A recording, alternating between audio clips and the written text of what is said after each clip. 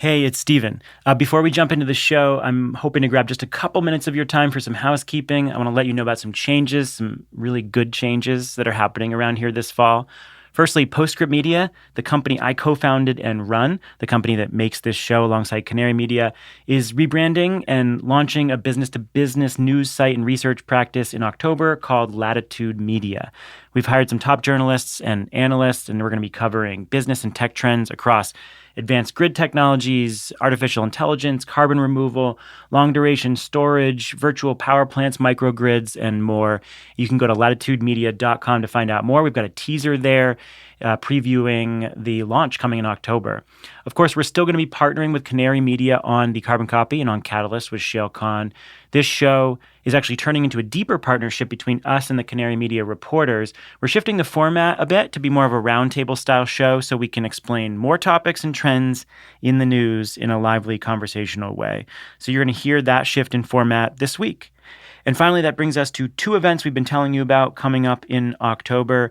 There's Transition AI New York for all you East Coasters and Canary Live Bay Area for those of you on the West Coast. Hosted by our team at Latitude Media, Transition AI is the premier event charting how AI is going to shape utilities, renewables and storage developers, energy traders, EV charging integrators, and more.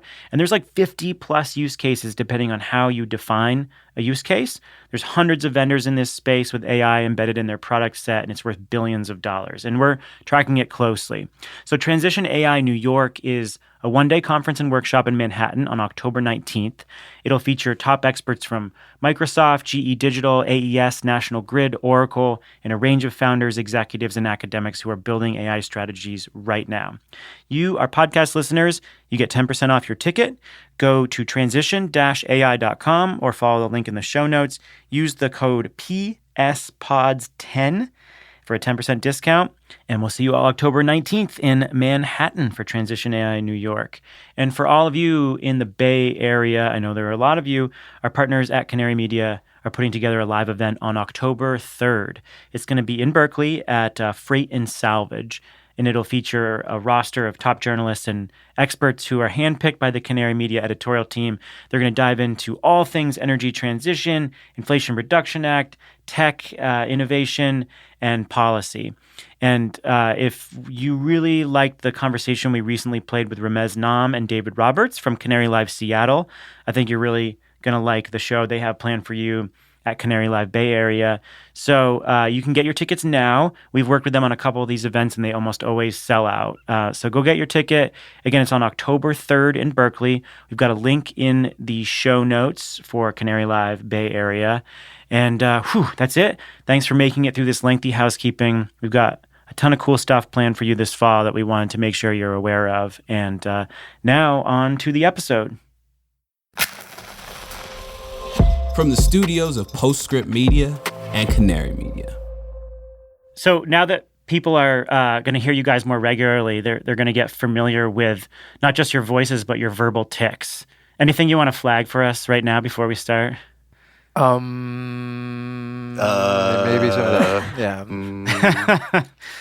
I think I tend to go speak relatively low, and then when I get excited, go really high pitch, which is a nightmare for audio editors. Well, that's what we have good engineer for. Well, if you're not aware of them now, you soon will be. Oh, yeah. This is The Carbon Copy. I'm Stephen Lacey. Renewables and electric vehicles are on a tear. They'll soon likely attract $2 trillion in yearly investment, but global emissions have not peaked. So what are the new frontiers of technologies that will make renewables more valuable and draw down emissions at the speed needed? This week, we're going to reflect on that question coming out of a major American conference where our editors were covering emerging tech. Then the battery recycling boom is on. It's attracting billions of dollars in investment. Will it address supply chain security and a looming waste problem? Finally, Hawaii's difficult transition away from coal. Why couldn't it build renewables and batteries fast enough to fill the gap? That's coming right up.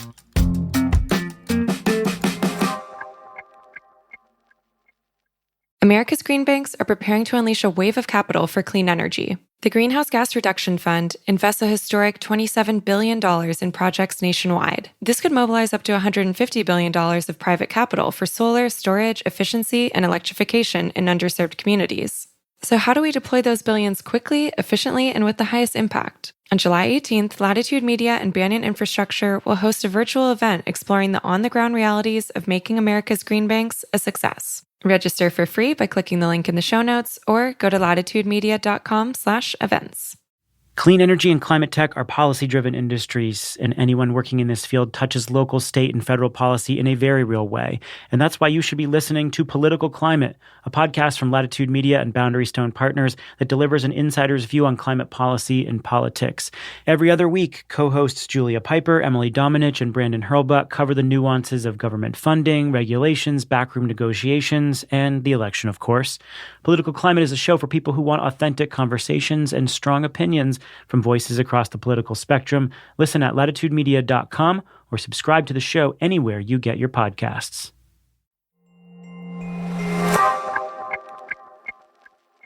We're joined this week by Jeff St. John, Julian Spector, and Lisa Martine Jenkins. Jeff is the Director of News and Special Projects at Canary Media. Hey, Jeff. Hi, Stephen. Thanks for having me.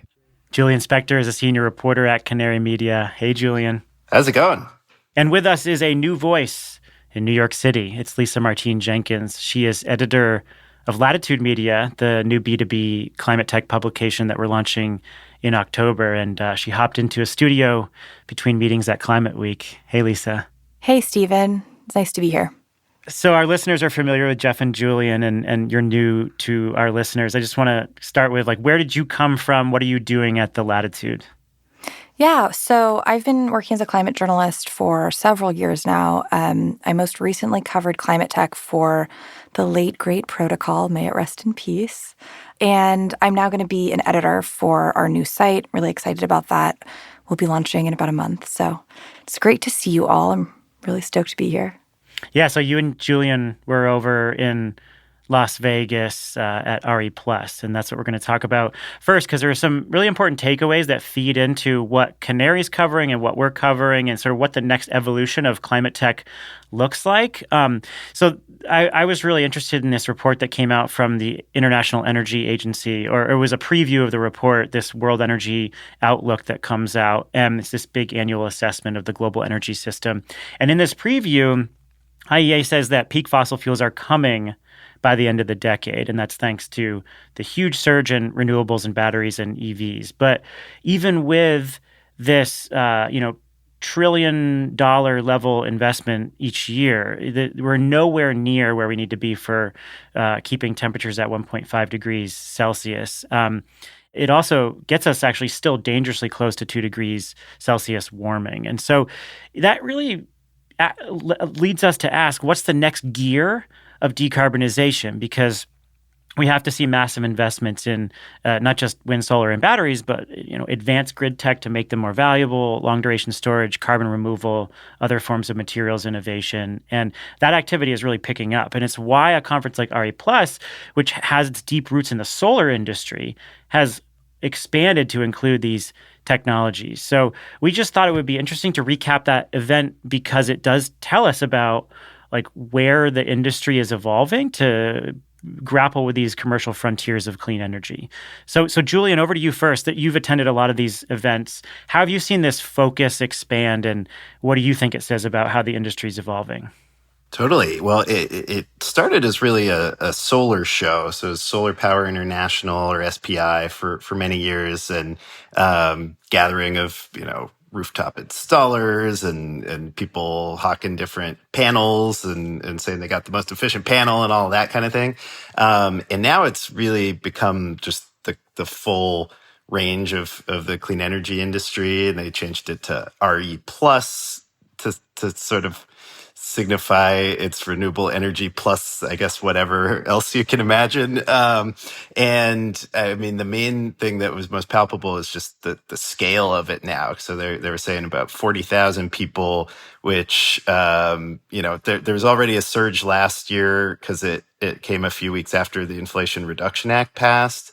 And you could feel that energy on the floor in Anaheim, which is a much tougher city to have to be in for work, in my opinion, than Las Vegas. But I think it's roughly double now what it was, say, 2 shows ago. And they had 2 entire expo halls full of people showing off their solar and their batteries and electric vehicle charging and electric vehicles and all those gadgets. It was almost too big to really navigate. Like I kept hearing I heard Tesla was in there somewhere, and I went looking for Tesla. I could never find it. And, it's big enough to get lost in. So if that's some sort of leading indicator, it's just showing that the central kind of industry conference for clean energy is taken off, and there's more companies participating, more products, more people working on it than we've ever seen before. Yeah, I mean, first of all, I've never been to Vegas before. I've never been to RE Plus before. So I was totally overwhelmed, totally lost most of the conference. It was I mean, I heard just anecdotally of so many people just missing meetings because it was impossible to navigate between just the sheer number of people that were there, which was, again, a leading indicator and pretty exciting. It's funny to recall the fact that it used to be a solar trade show because I had, I think, one conversation about solar the whole time I was there. I actually ended up doing a bit of a crash course accidentally in batteries and long-duration energy storage specifically. Stephen, I think it was you who wrote in 2014, storage is the new solar, and we've talked about that concept in the last couple of months. And based on what I saw at RE Plus, it seems like that assessment just rings truer than ever. There was just a lot of conversation about how different storage technologies are vying to prove their worth right now. And I spoke with Julia Sauter. She's the CEO of the Long Duration Energy Storage Council. And she said that she's just anticipating that their number of members will peak shortly because right now they have many, many members. But she anticipates that as the industry matures, battery companies start merging, buying one another out, there'll just be this era of consolidation, and it's seemingly just around the corner, which I think is what happened in solar about a decade ago. So, Julian, you moderated a great panel on long-duration energy storage specifically.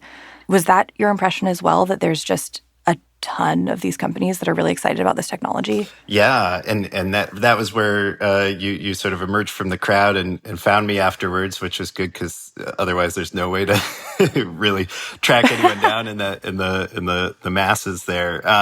So yeah, I ended up moderating a couple different panels that were like fairly technical presentations from like 7 or 8 different long duration energy storage companies. And, for a technical thing, like it was standing room only in that room. Like I was not expecting people to be cramming in and like standing up against all the walls to kind of hear the latest info on these, fairly obscure technologies. So these are the companies trying to make some sort of battery or storage device that can cheaply, very, very cheaply store clean energy for hours and hours, which is way beyond what is economical with lithium-ion batteries right now, which can do, generally like 4 hours. They could go more, but people don't tend to build them for super long use cases because of the cost. So this has been a kind of a long simmering section of the clean energy industry, in part because it's hard, like hardware. Like it takes years to really take an idea from the lab and then turn it into a product and then get it out in the field operating. And then there hasn't really been a market for it because, it's kind of anticipating this future state where the grid is 70-80% renewable. And then you really need some way to store all that and shift it into like the nighttime or times when the renewables aren't happening. So the key distinction I saw this year is like all these companies actually have real utility contracts to talk about now. And that's huge. Like, so for a while it was always, we got this tiny little pilot and then this utility is going to study it for 5 years. It's going to be awesome. And that's just so far removed from any real commercial traction that it was hard to like judge who was like legit and stuff. And now, I was writing about ESS with this iron flow technology. is delivering to Sacramento's municipal utility, something on the order of like two gigawatt hours over a course of several years. And they've started the initial installations there. There's an Italian company called Energy Dome that has like a big kind of balloon of carbon dioxide to store energy, and they're already operating a megawatt scale project and at work on a much bigger one for utility customers. So the story was not, hey, we're gonna like test this out and prove it. It's like, oh, we did that. We got a utility to say yes, and now we're actually working on constructing pretty large scale projects going forward.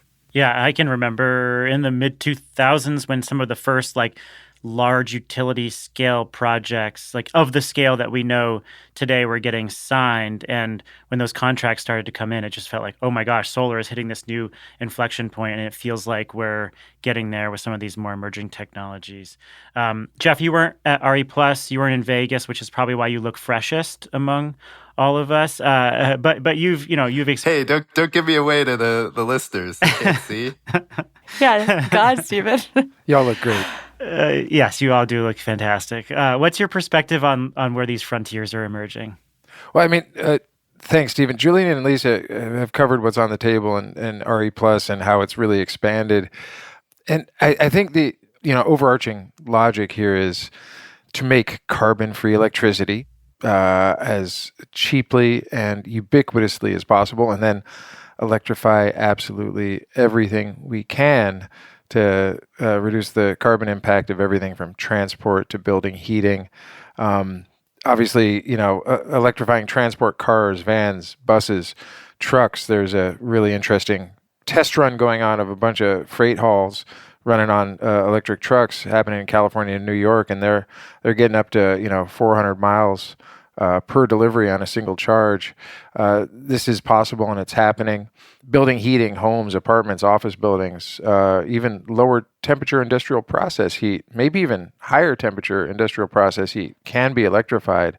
Julian's covered a couple companies that are working on that, like Antora and Rondo Energy. And of course, the grid to get there, we're going to have to build out enormous amounts of new high voltage transmission, but we're also going to have to beef up the low voltage distribution grids that carry power to end consumers and get all the interconnection and interplay of all that distributed solar and batteries and electric vehicles that can maybe do bidirectional charging to get those, what could add up to be hundreds of gigawatts of behind the meter, customer connected resources up and running to balance all that big green stuff that's being hooked up. And you can do that a lot more cheaply, it turns out, when you're tapping into stuff that people are buying anyway.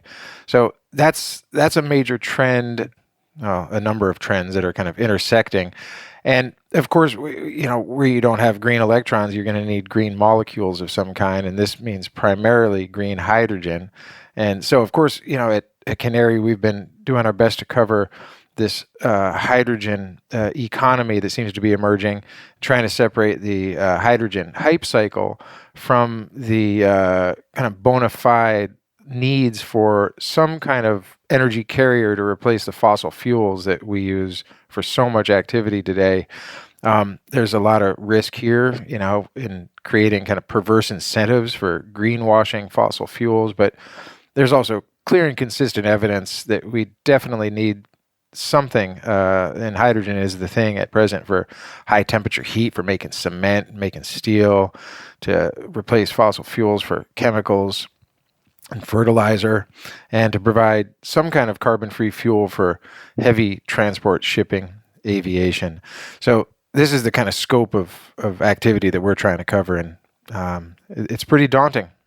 For sure. And I mean, a lot of these like technology and integration challenges, these are live wire challenges now. These are not challenges that are coming a decade from now. These are things that we have to figure out right away as the grids get saturated with renewables, as we have to figure out more valuable ways to turn that renewable electricity into usable energy. And it's like these are conversations that are live and happening right now.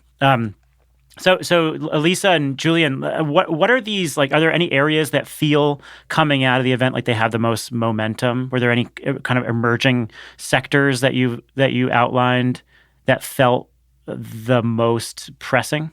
Yeah, well, I also wanted to flag that VPPs just seemed like the word on everyone's Yeah, virtual lips. power There was plants. this, yes, virtual power plants. And honestly, maybe in competition for the title of the next solar, I went to the unveiling of the DOE's Pathway to Commercial Liftoff for Virtual Power Plants report, which I think has been long awaited. And the people were really loving it. I was waiting out. I arrived kind of uncharacteristically like 20 minutes early, and it ended up being the best thing I could have done because there was this like line that stretched all the way down the hall and around the corner of people trying to get into this 30-minute presentation that was in kind of a small conference room. And people kept coming up to us, to those of us who were at the front of the line and saying, wait, this is for the VPP report? Really? And the room ended up being totally packed. And it was they just went over the executive summary of the report. It was Jen Downing of the DOE who did the presentation. And it was fairly technical. I mean, it outlined kind of how tripling the current rate of VPPs could, and I quote, support rapid electrification while redirecting grid spending from peaker plants to participants and reducing overall grid costs.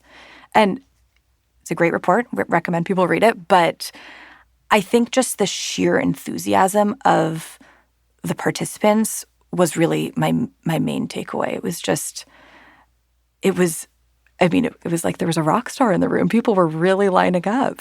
I was going to say, that sounds like a concert, rock concert, but it's a technical report on virtual power plant scaling. Exactly. Well, and frankly, that's why we're talking about this, because I think that when you go to in-person events like this, particularly with tens of thousands of people, and you see like where people's attention is getting directed, it does tell you something about where the interest and where potential money is moving in the industry. And Jigar Shah, former co-host of the Energy Gang, a friend of the pod, who runs the DOE's Loan Programs Office, told Nico Johnson of Suncast, I saw this quote that the solar industry is now the VPP industry. And going back to your point about that 2014 story that I wrote about storage being the new solar, that was like the beginning of the era where everybody was thinking about like, how do we attach batteries to as much as possible? And now we are at the stage where batteries are getting attached to a ton of solar, both residential and in utility scale. And the question is, what do you do with that? And we are now squarely in the virtual power plant era of the solar industry. Julian, why don't you close it out? Yeah, well, actually, my answer is very much tied to this. So I just saw this just total proliferation of residential energy storage product options, which, not every virtual power plant needs a battery, but they're certainly much more effective and powerful if they have a battery to store solar power from the roof and then be able to use it really whenever it's most valuable. And for a while, this was kind of Tesla's market. Like everyone knew what the Powerwall was. And then there were a few other companies really chipping away at it over the years who also had good products, but just never had that kind of scale.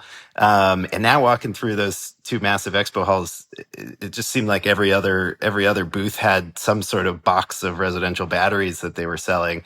And some of them were actually brands like people know, which is different. There's kind of the very anonymous ones that have something like energy or grid in their name, and they're very like, they all blend together. But then we saw like Duracell. There was now a home battery that looks like a big Duracell battery, and then the Energizer, and then a newer company, Anchor, which is like hugely popular for the sort of mobile battery packs to charge your phone and stuff. And so they have a lot of experience making consumer-facing products with batteries. Now they've designed their own, home battery, and it's just kind of a whole new world where instead of having that whole market dependent on like how many units Tesla feels like shipping this quarter, there's now seemingly not going to be any real constraint on the supply of battery packs to homes. And then it just becomes a question of like,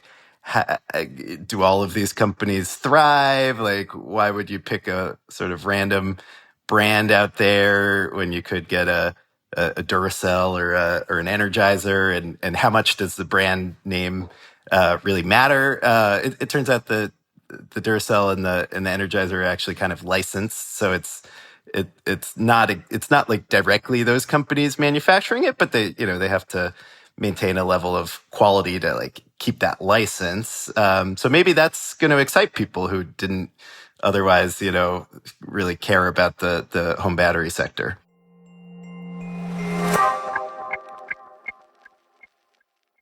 On July 18th, join Latitude Media and Banyan Infrastructure as we take a deep dive into the next phase of deploying the $27 billion Greenhouse Gas Reduction Fund. We'll provide practical insights for the state agencies and local lenders at the front lines of dispensing these funds. Where are the bottlenecks? How do we balance speed with transparency? And can America's green banks live up to the expectations of both local communities and Wall Street? Latitude Media's Stephen Lacey, Banyan co-founder Amanda Lee, and Clean Energy Fund of Texas EVP Billy Briscoe will answer these questions and more on July 18th at 1 p.m. Eastern. This is a must-attend for project developers and financiers. Register for free at latitudemedia.com/events or click the link in the show notes. I'm Julia Piper. I'm Brandon Hurlbut. And I'm Emily Domenech. A little over a year ago, political climate took a break so we could focus on the groundwork of implementing America's biggest ever climate bill, the Inflation Reduction Act. I'm excited to say, political climate is back. And I'll be joined by my two co-hosts to riff on the top political stories and insider scoops, from state houses to the halls of Congress to regulatory agencies and even international climate talks. We'll explain how those developments are driving industry decisions today. Political Climate is a show for people who want authentic conversations. And to learn about how energy and climate policy is shaped within both political parties, from the people who have actually helped shape it. So join me, Brandon, and Emily every other week, starting in April, for fresh episodes of Political Climate. Subscribe to the show wherever you listen to podcasts.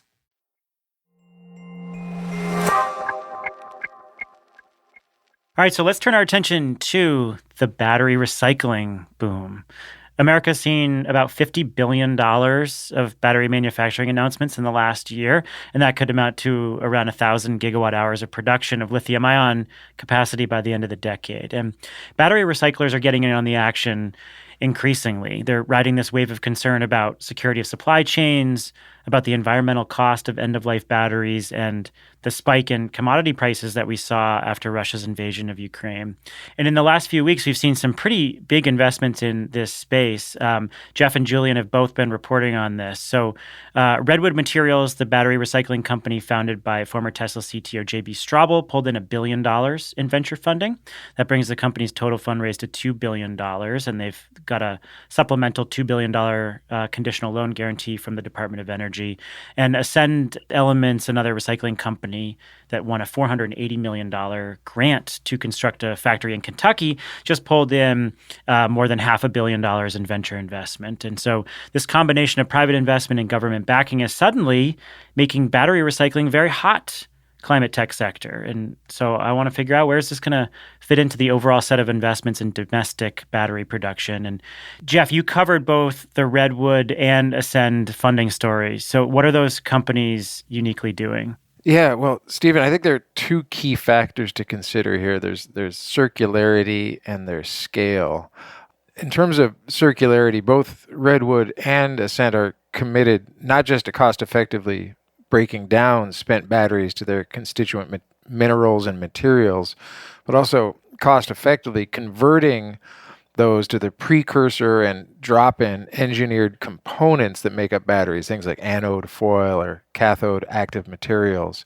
And this requires kind of this increasingly tight integration with the battery manufacturers they're working with, but it's also kind of a necessary chain or link in the chain of kind of making battery recycling a fully integrated part of the process by which batteries themselves can scale up in terms of their capacity. And then in terms of scale, we can't have recycling without batteries, but I guess the question everyone's asking is, can we have batteries without recycling? I mean, we're talking about billions and billions of dollars of capital investment in recycling capacity to match tens of billions of dollars of capital investment in battery production capacity.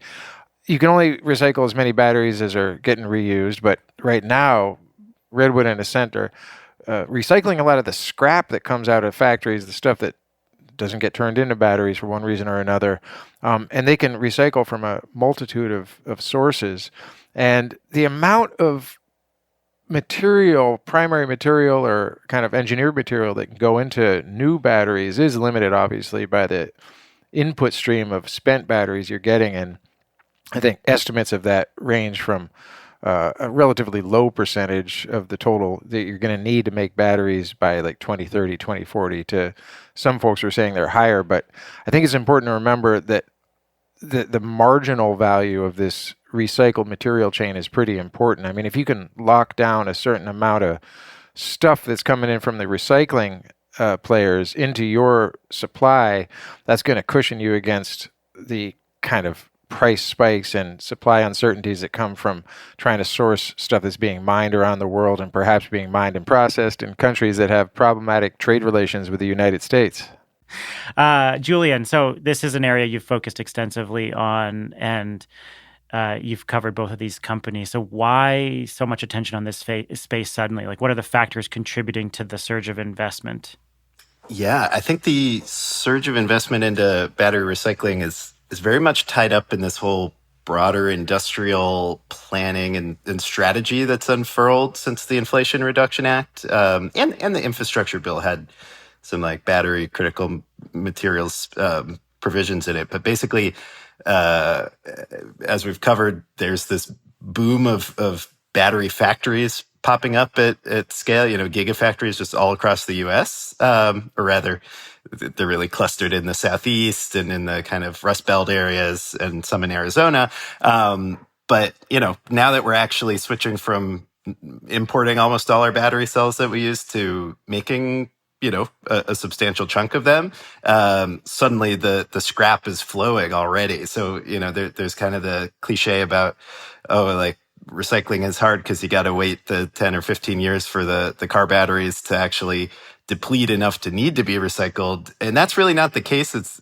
when you're setting up a factory, you're producing all kinds of scrap while you calibrate the line. And that's battery metals and materials that need to go somewhere first, and then it would just be a total waste to not take them and turn them back into new batteries.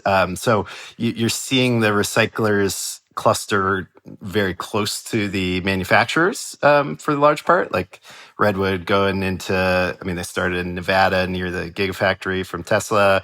Now they're going into South Carolina to be near all the new battery factories and EV factories over there. Ascend, I visited their facility outside of Atlanta and got to see them take in battery packs and reduce them to this pulverized, black powder called the black mass that goes on to be processed at a different facility that's being built. So yeah, it's part of this kind of new flourishing of American clean energy manufacturing, and industrial clusters where that's happening, and then just overall, I think there is this kind of persistent myth that electric vehicles are a problem because you can't recycle the battery. Like you hear people say that, and no, we can. It's just one of these kind of low hanging fruits where no one really bothered to do it 10 or 20 years ago because there wasn't this intense demand for battery materials. Now, as we've seen, there's huge demand for battery materials, and consequently, billions of dollars are flowing into recycling. So I think that's a trend I see over and over again in the climate solutions world, is some problem that seems big and intractable is actually just viewed that way because no one took a serious swing at it yet. And then once you actually try, suddenly the traction can kind of like show up like pretty quickly. Well, coming off of our conversation about startups in the long duration storage space, I'm wondering if these huge investments feel like they're also kind of a symptom of the desire to reduce our reliance on foreign sources of lithium and other battery materials. Obviously, we're going to still need to be relying on foreign sources of lithium. The U.S. is just not equipped to produce as much as we will need to kind of sate the appetite for EV batteries. But Do you think that the COVID pandemic, the supply chain problems, the invasion of Ukraine, and just the way that geopolitics have informed our ability to procure lithium for these batteries, do you think that has informed innovation in recycling, or was this kind of surge in investment inevitable kind of regardless? I think there's definitely a geopolitical component to it. For all our success in spinning up new battery factories, so far we've done very little to spin up new US-based mining of the raw minerals there.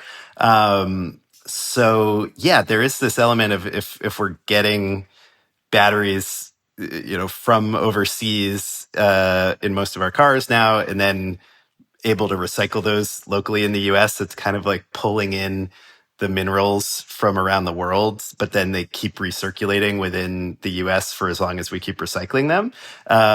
And all the recyclers are very explicit about their desire to kind of like reduce the need for the original mining for new batteries. It'll be a long time before we're able to recycle enough to actually fully meet our demand, which is growing precipitously at the same time. In theoretical terms, like every battery made out of recycled materials is a battery you didn't need to go out and mine somewhere in the world. And, much better for carbon emissions too. Like it's a lot cleaner to get a recycled battery, than to go out and dig something out of the earth and refine it and do all those processes. So, it's definitely kind of like nudging us in a more, self-sufficient direction as a country. But it'll be a long slog before it's ever like competing with mining as kind of the feed source for the new battery construction. Yeah, I mean, there are some statistics on this. The Resell Center is a battery recycling consortium led by the U.S. Department of Energy.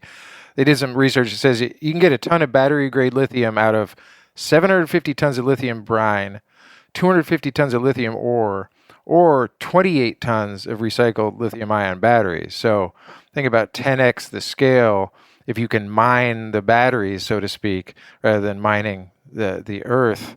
The real trick is how are you going to get everyone involved in the process of taking a spent battery out of a car and putting it in a landfill somewhere to see that it's worth their while to turn it around and get it to the recycling center instead.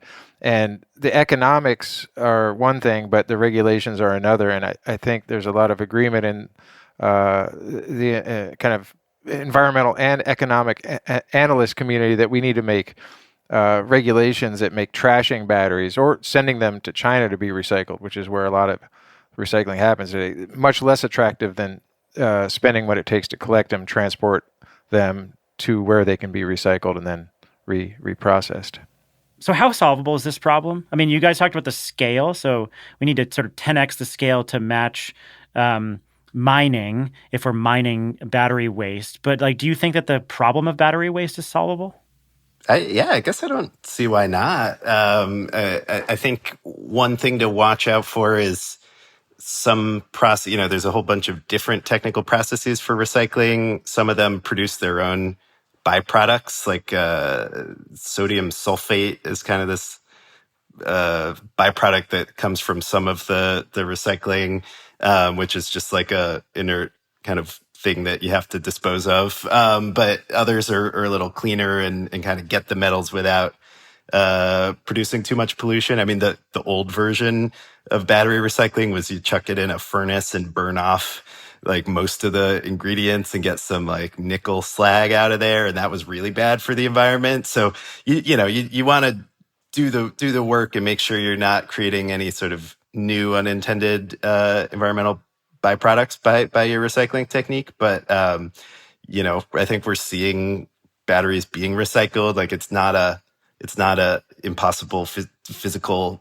feat to do. And the scale of the billions of dollars going into it means this is like definitely one of the most well-resourced sectors in the clean tech area right now. I'd say there's a lot of momentum and, huge factories already opening up. So it seems to be doing the right things that you'd want to see. Yeah. I think it's also important to make it more profitable to do the right thing than to do the wrong thing, and to set up the structures that kind of will allow companies to verify those actions. A lot of folks say that the European Union's battery passport concept of having essentially a digitally trackable kind of bill of goods for every single piece of material that's going into a battery, I think that starts in 2026, is a policy that the U.S. could emulate as well. And then, of course, getting the money in up front to invest in the capital plant that you're going to need to recycle a volume of batteries that just isn't there yet. That's why LPO, I think, is putting so much money behind some of these battery recyclers, including Redwood Materials and Li-Cycle for its New York recycling facility. You got to get these things, quote unquote, bankable by private investors by priming the pump and providing some early support. All right, let's move on to our third story. So it's been about 6 weeks since surprise wildfires devastated Lahaina, Maui, and local officials are still working to identify all the dead in the city. And Hawaiian Electric is also facing lawsuits for keeping the power on during dry, windy conditions, and it's an echo of the PG&E fiasco after the 2018 Camp Fire. It has overshadowed another big energy story in Hawaii. A year ago, Hawaii closed its largest source of generation, this coal plant on Oahu that provided 11% of the state's electricity. The goal was to replace all that generation with solar and batteries as part of this overall statewide effort to get 100% renewables on the grid by 2045. And Julian was on this show talking about his trip to Oahu. He was there last year to witness the transition and tackle the big questions it raised. And, the big question wasn't necessarily can renewables and batteries fill in the gap. It's can they do it fast enough? And, all these other concerns about execution, timing, land use, community engagement, how would they impact what's going to happen there? And so turns out that, not the worst case scenario didn't play out, but like the close to the worst case scenario. There were no outages or anything, but prices went up and there were challenges, and there still are challenges. So, Julian, why don't you give us a sense of what has happened over the last year? You traveled to Hawaii, you witnessed this phase out. There was a lot of celebration and trepidation from local officials. What happened? Yeah, the reason that I was so fascinated by this story is everywhere else in the U.S., when we shut down coal plants, we spun up fossil gas plants and just burned a different, slightly cleaner fossil fuel. But Hawaii doesn't have a supply of natural gas for the power sector there. So this, as far as I know, is the only state in the country where they were attempting to jump from coal power to purely new, clean solar, batteries, renewables. And, that's hugely important as a proof point for like the world, because there's a ton of coal out there still. If everywhere in the world decides they need to spin up a ton of gas capacity to replace their coal, like we're going to have too many fossil fuels being burned in the coming decades. So I went to Oahu, Honolulu, and it's been a few trips now. So I was there last year, saw them shut down the coal plant, flipped on my lights in the morning, and they came on. There was no loss of power or anything. And then I went back this summer to see, what had changed in the year since, because, when the power did go off, they actually didn't have most of the solar plants built yet that were supposed to replace it. And in a year, not a ton had changed. So this developer, Clearway, was able to get, they got one solar battery project up before the coal plant shut down. They got another one a few months later. But all the other ones that Hawaiian Electric had contracted for are still being built, and some have just been canceled entirely. And so it's a bit messy, because generally if you're trying to replace your largest source of power, you want to have a replacement before you lose the one you have. And it didn't quite work out that way. Now, granted, there were a few, probably like factors no one could have predicted, namely like the COVID pandemic, and that really screwed up supply chains for solar and batteries. And a lot of the projects got delayed just because they literally couldn't get their hands on the batteries they had ordered and put down money for. So that's not on the developers per se, like the nothing they could have done about that. That the other big global event was Russia's invasion of Ukraine, which sent oil prices spiking, and the majority of power in Hawaii is still from burning oil, actually, because that's what you can ship in. So it's kind of this perfect storm of, Hawaiian Electric gave out the contracts for these clean energy ones in the summer of 2020. They knew the coal plant had to shut down September of last year, so 2022. And just in that interval, too many of those projects slipped their schedules or realized they couldn't actually deliver the thing they promised. So I think there's a few lessons. One is, I guess you got to just expect the unexpected when you're planning for the energy transition. Like, the world's crazy. There's unexpected things happening all the time now. Having too tight a timeline to build a large and wide-ranging portfolio of renewables and storage is probably risky. So, it's like build in extra. And then there's some other lessons on like centralized versus distributed energy that we could get into too, if you're into that. Yeah, I'm really interested in the use of DERs, distributed energy resources, especially.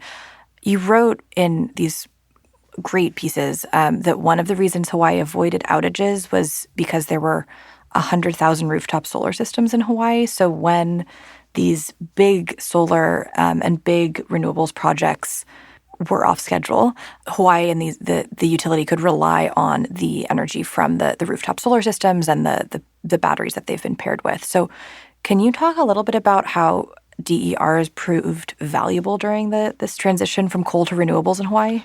Yeah, the distributed solar ended up being one of the heroes of this story. So, it's very sunny in Hawaii. I don't know if you've heard that.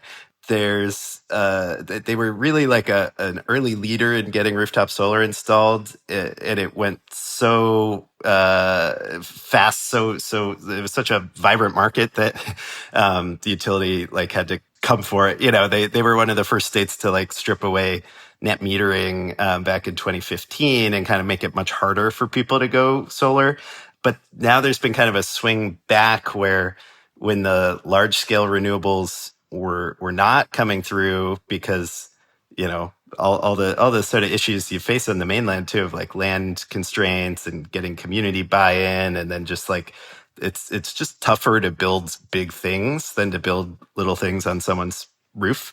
So the regulators and the kind of state energy leaders, when they saw where things were headed going into the coal shutdown, ended up activating the distributed solar sector, and they spun up very, very quickly, like super fast as far as utility regulations go, this thing called battery bonus. And the idea is all the people who already had solar and net metering could just buy a battery and install it and promise to like send power back to the grid for 2 hours every night during the evening peak window.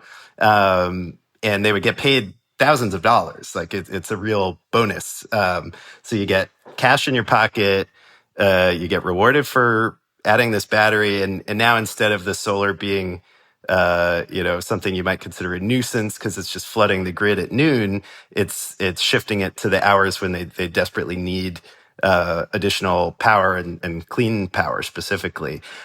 So yeah, within a year, they got close to like 30 megawatts of capacity out of all this, which makes it definitely one of the largest aggregations of home battery capacity in the country. And I think it's just pretty impressive. Like it was kind of this all hands on deck push from the policy sector. They created this very, very quickly. And then when the money's right and, people see the value of participating, they responded. And it's just been a year really since that went live, and they're trying to get a bit more by this fall. I think 40 megawatts is the goal. But yeah, that's definitely been playing a role in the lights staying on, and there not actually being any bad bad things happening on the grid. Speaking of the surprising and nonlinear nature of the energy transition, Hawaii going from really concerned about solar overloading the grid to using that in a pinch to prevent outages when shutting down this coal plant. Most people have said in the solar industry for the last 15 years that solar can be a really valuable resource, but properly managing that solar is critical, and we're now in a place where we have the battery and the control systems to make them super valuable on the grid. So what a transition that's been, huh, Jeff? I remember you were covering the Hawaii solar story when there were concerns about it completely overloading the grid. Well, I remember there was a presentation that Dora Nakafuji at Hawaiian Electric put out. You know how California has the duck curve where all that rooftop solar, brings down the net demand on the grid real low, and then it spikes in the evening when solar goes away. In Hawaii, they had the Nessie curve, which is like the duck curve, except it goes underwater, per se. That midday solar is actually exporting more power than the grid as a whole might need. And that's a big problem for utilities who are trying to manage those distribution circuits. They weren't made to take power going the other direction. You got to kind of reconfigure a bunch of equipment there. But if you can just shift that production from that belly to that neck, that time in the evening when all the solar's going away, all the load remains, you got this enormously valuable resource. And, I guess necessity is the mother of invention. Hawaii has to deal with this on its own. It's a bunch of islands. They can't get power from anywhere else, and land is limited. That's a lot different from continental grids. But the same logic is driving, changes on the mainland. California's, changed from a net metering system to a net billing system, which really radically reduced the value of solar that's fed back onto the grid, is definitely a controversial policy. But its primary idea of getting people to add batteries to their solar systems and save that power for when California's grid really needs it, usually like 7 to 9 p.m. on hot summer evenings, is something that the grid needs. And right now, California is looking at instituting community solar. And one of the ideas is putting a bunch of community solar plus batteries, or as one developer told me, community storage plus solar, since you need batteries to make this pencil out. You put that on a bunch of rooftops and warehouses in West LA, and you could have enough peak grid capacity to solve the problem that California has, where they have been unable to shut down these coastal gas-fired power plants, which they're supposed to cut down. They're supposed to shut down for a number of reasons having to do with ocean water and local pollution. And you can fit this stuff in and get it interconnected in the places you need it and on the timelines you need it. It's really getting increasingly hard to get big utility scale stuff interconnected to the transmission grid in California and around the country. So yeah, you got to look everywhere you can. There's room for and a need for solutions of every scale. And I think what Oahu did so successfully was show what can happen if you switch from looking at rooftop solar as a problem or as an obstacle, and instead look at it as a tool to achieve your clean energy goals. So, there's more solar capacity on rooftops in Hawaii than in utility scale projects. And that was sitting there, but it hadn't been fully optimized for the highest need on the grid. But now everyone's winning, and so I think that's something you would hope that California policymakers are thinking, we have the biggest rooftop solar market. How can we make that as useful for achieving our peak demand as possible? And I don't think you can really make an argument that the policy they came up with to replace net metering foregrounds that. It seemed like it was more how do you solve the problem of solar customers saving too much money? And they solved that problem if you think that's a problem. But there's so much more that you could do if you were able to leverage really all the megawatts that are sitting there, not being directed, and turn it into a more of an evening, post-sunset resource. All right, we're going to close out the show now with a segment that we are calling The Forecast. We're going to take a brief look at some stories that give us a preview of the future. Lisa, what's your story? What's your forecast? Yeah, so I was really interested to see that Amazon has finally made a carbon removal commitment. This news came out last week. The company is investing in direct air capture from an Occidental subsidiary project called 1.5.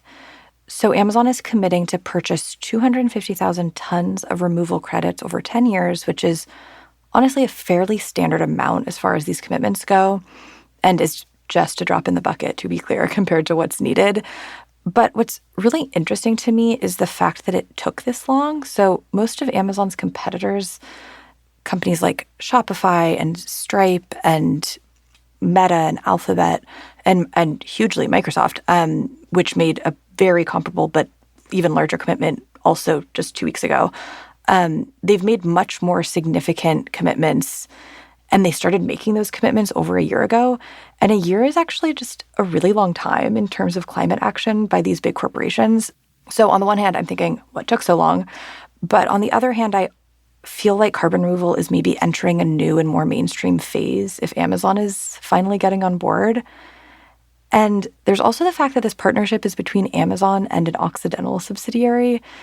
I think there's this real tension in carbon removal right now where the companies that can actually afford to invest in this technology and the companies that have the technical know-how to manage carbon, to develop the technology, are also some of the world's biggest emitters. So they've emitted this carbon and now they're paying to remove it. And it's kind of this self-perpetuating cycle.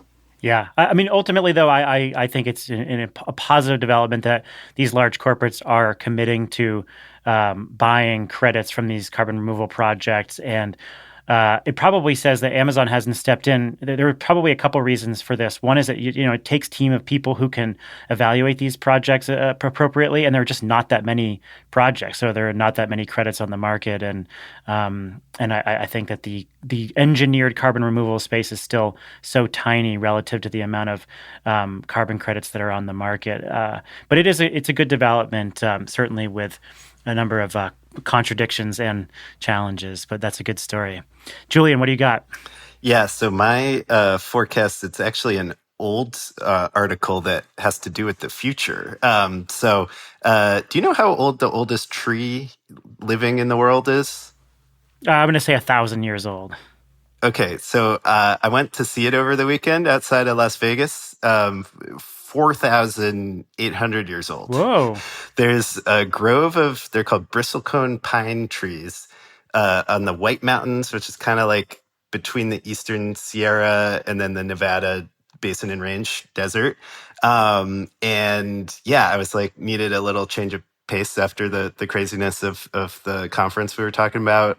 And I'd read this article called The Vanishing Groves by Ross Anderson. And this actually came out over a decade ago, but I knew him when he came to The Atlantic as the science, health, technology editor. And I'd read it back then and was like, I think I want to find these trees. So they survive because they're up on this super high 10,000-foot mountain. It's super dry. It's windy.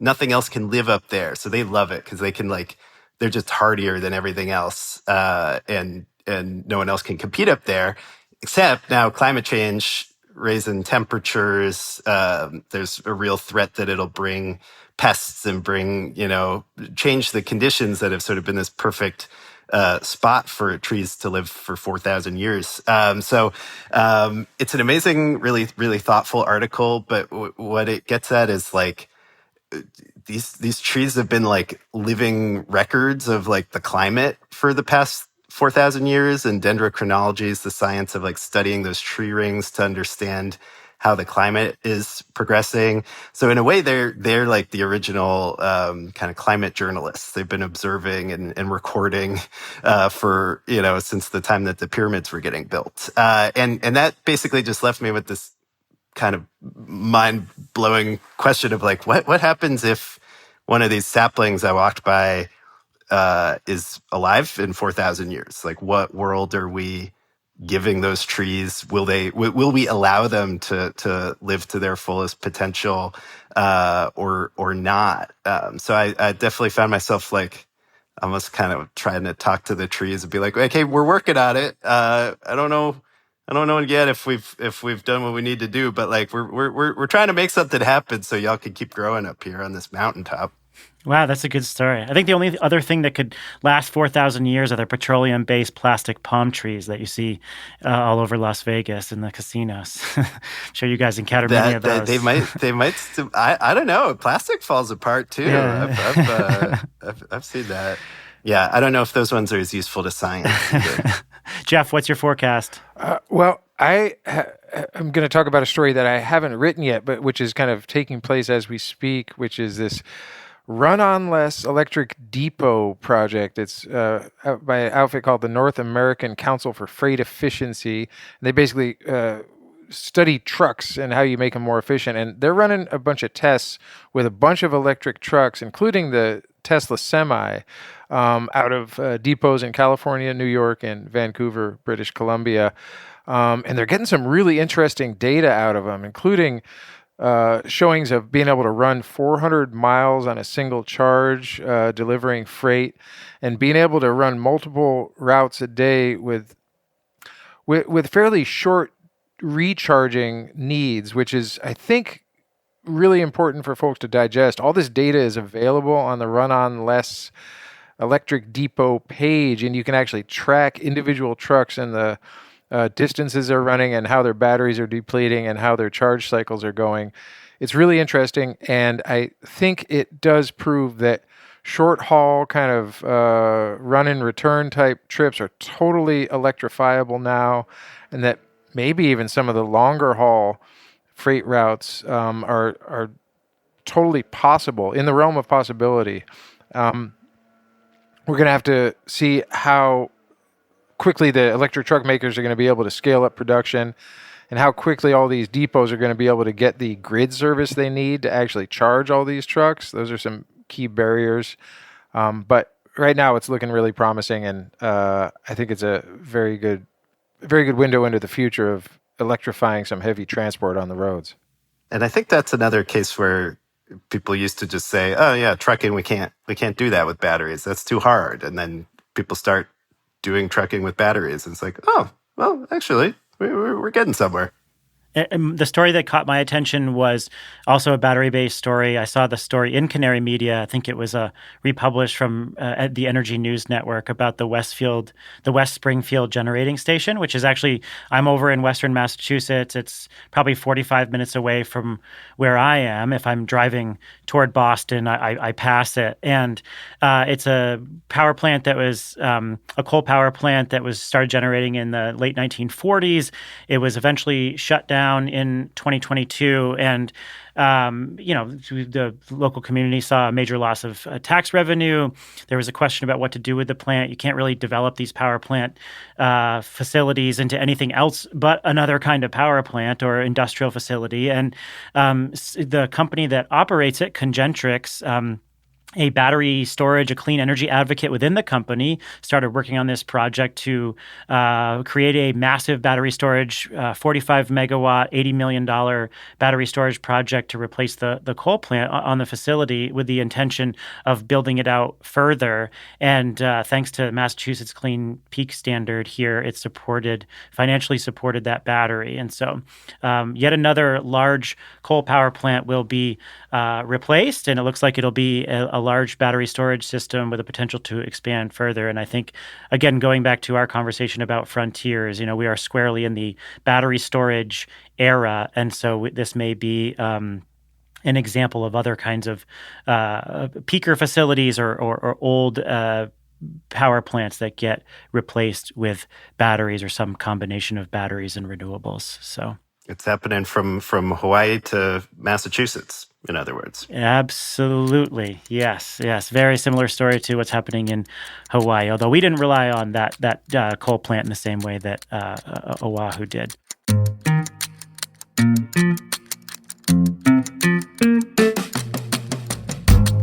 All right, that's going to close out the show.